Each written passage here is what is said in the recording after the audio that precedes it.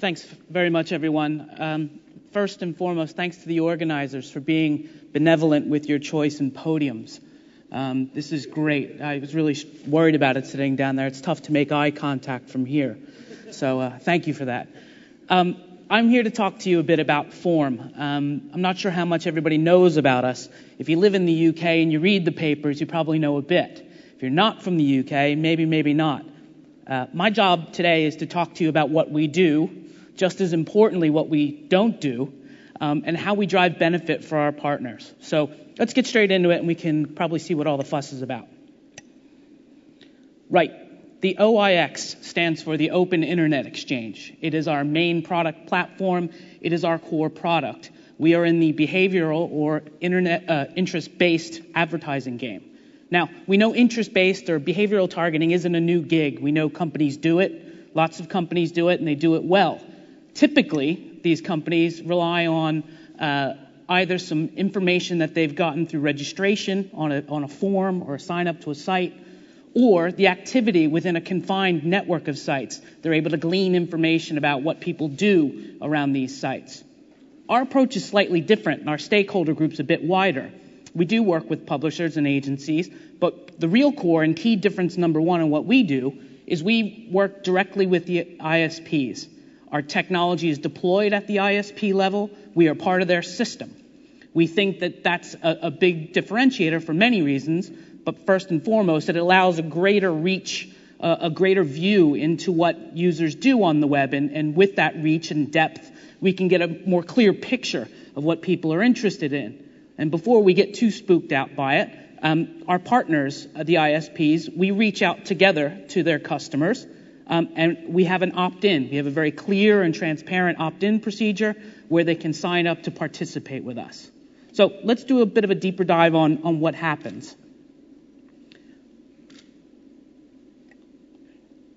There are two distinct halves to what we do in the OIX. The first is anonymous interest matching, and then the second piece is relevant ad serving. So get the right ad in front of the right person. The first piece is about two things. One, how do we get our user base together, and how do we ensure that they're anonymous? And secondly, how do we create some interest rules or advertising rules or some measuring stick to combine with our user base to determine what their interests are, some rules. We're going to spend the most of our time today talking about how that works, and then we'll kind of come on to the ad serving piece. Right. So, as I mentioned, we partner with our ISP friends. We reach out to their customer base. It's actually co-branded between us. And we invite them through interstitials and banner ads. It's not a T's and C's game with us. We are very upfront and say, would you like to participate? When someone comes to us and says, great, I'm in, put my hand up, we immediately assign them a random number. We drop a big number on them. We don't recognize people. We don't take any IP addresses. We don't take any personal identifiable information. Completely anonymous. We put this number on people not to identify them, but to distinguish them, to keep individuals apart so we can put the relevant interests with the relevant users. That's how we establish a user base, okay? So moving on to the interest matching, how do we get that interest rule? This is an example of the channel creation page on the Open Internet Exchange. We're going to go through an example here of how we create these rules from an agency perspective. So, Jonathan, can we do a bit of a zoom in, please? Okay, so here's the setup. Picture this from an agency or an advertiser's perspective. They're looking to buy some advertising. They're interested in targeting people that are interested in cameras, okay? Phorm, we've built 250 or 300 of these channels already, but second key point of what we're talking about today, agencies and advertisers will get to create their own channels in order to target most appropriately. To take all that knowledge that they've had, dump it into the OIX, and really target in a very deep and robust way. So here are the elements. There are kind of three major components to what we do. So if you look up here on your left side, the first input into the equation is keywords. So these are page keywords, these are search keywords. We know over the years advertisers and agencies have done a ton of work to build lists around targeting audiences. They've optimized these lists and they've used them really well. We're hoping to capitalize on that. Take your relevant keywords and dump them in as the first part of the equation. The second piece right next to it are a set of URLs. We all know that if you're trying to target people that are interested in cameras, they're going to go to relevant sites. They're going to go out to photolog.com or bytephoto.com. Agencies and advertisers know this. Take that scope of URLs and drop it next to the keywords within our function. Now, if you stop there and just turn the key on the system and went with it as is, what you'd have is a pretty wicked contextual ad solution. It'd be good. You'd have depth of keywords, you'd have depth of URL, and that would be good. We're taking it one step further. The third box, which just sits beneath it, is kind of the real key to triggering real behavior information. These are behavioral parameters. So it may be difficult for you to see, but I'm just going to kind of give you some examples.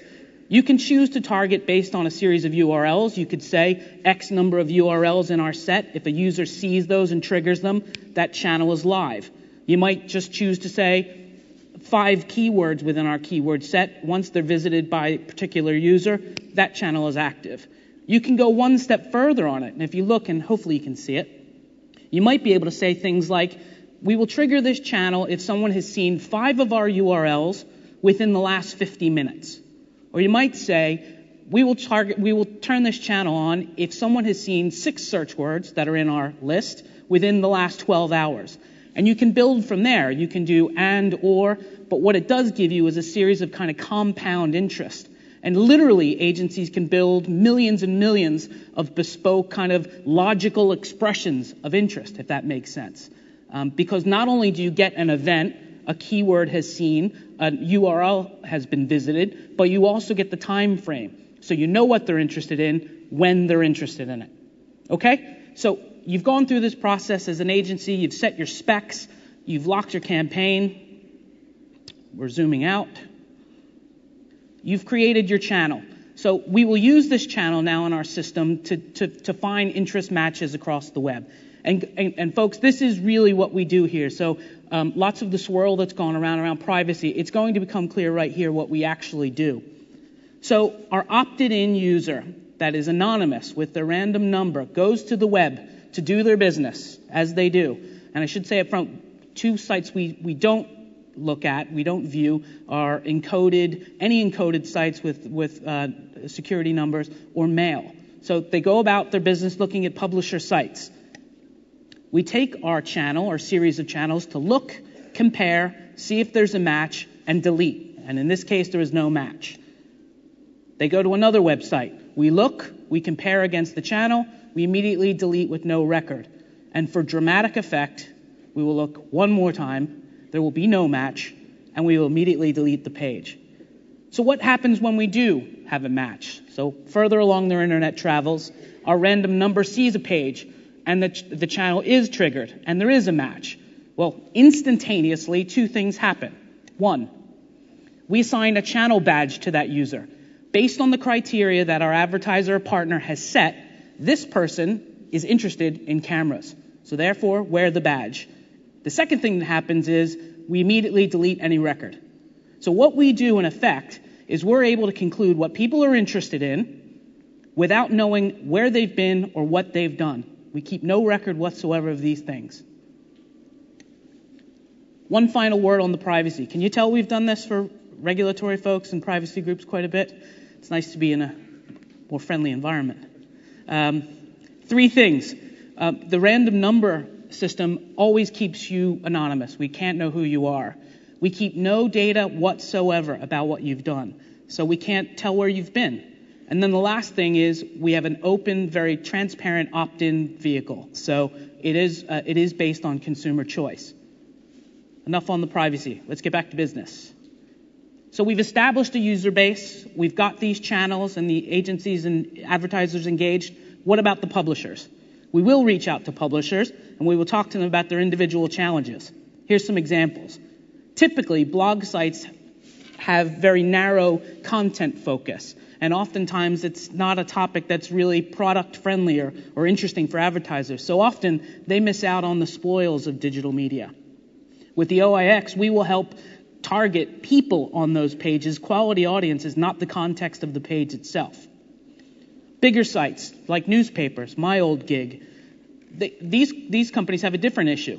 They have very high quality audiences. They spin off millions and millions of page views. But oftentimes, a lot of these pages are low value.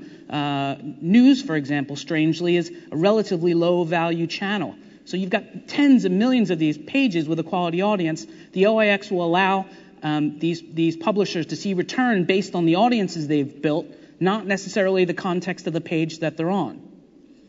Last example is some sites don't have any ad infrastructure whatsoever.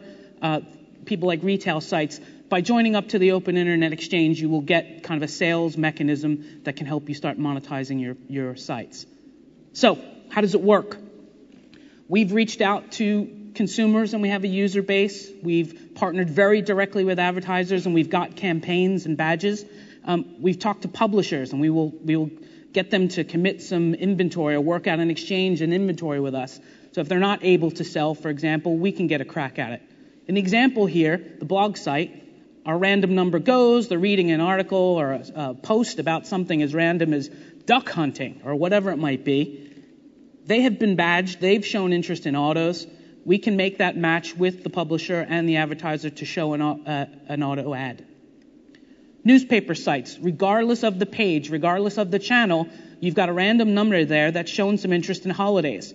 Whereas you might have to dump some of your news inventory into run of service or to a remnant inventory company. They've shown this interest. We can sell them a high-priced ad based on the merits of the audience. And then finally, portal groups, same type of thing. Someone has shown interest in cameras. That inventory that hasn't held a lot of value potentially gets a little bit of a bump because of the behavioral aspect. What we really do in essence then is take pages that may or may not be incredibly valuable from an advertising perspective, and we take the opportunity to serve ads to the audience based on interest that we've seen very clearly. So the little tagline we have around the office is, we're about people, not pages.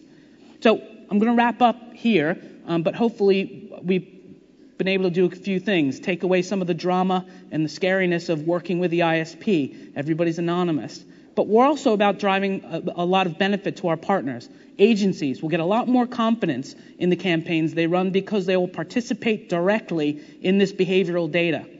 Internet service providers will finally get a bit of the pie. They will get a bit of a share and be able to participate in digital media. Publishers will start to get higher returns on the product that they spend loads and loads of money to produce based on serving ads to their audiences. And consumers will get a better internet experience with less irrelevant ads and less clutter.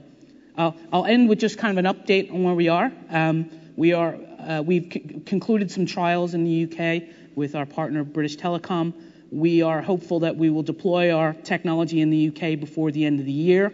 We've recently announced we've started operations in Korea, and we've got lots of live discussions throughout the world with ISPs.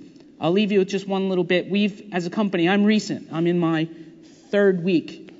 The majority of the company's been spending their time and effort on developing the technology and fighting the good fight on kind of the regulatory and privacy fronts.